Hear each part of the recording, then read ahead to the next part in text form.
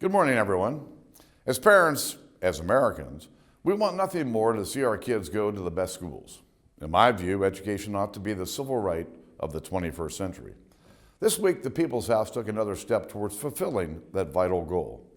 You see, in 2003, a small group of Republicans and Democrats came together to create something called the DC Opportunity Scholarship Program.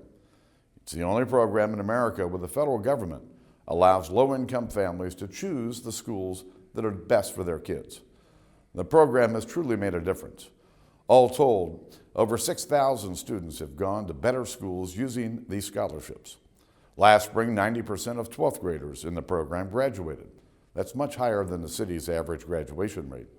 And of the 1,400 students this year, some 87% would otherwise be at a school that the government has identified as in need of improvement.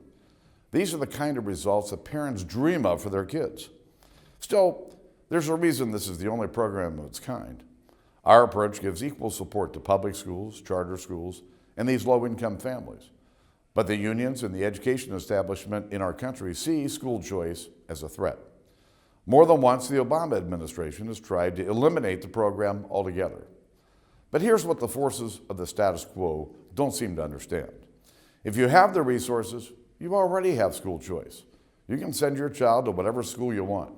But if you're poor and stuck in a bad neighborhood, your child won't have that chance. To me, that's just fundamentally unfair. Your zip code shouldn't decide your fate. Education can and should be the great equalizer, lifting up kids who would otherwise slip through the cracks. So this week, the House voted to renew the DC Opportunity Scholarship Program for another 5 years.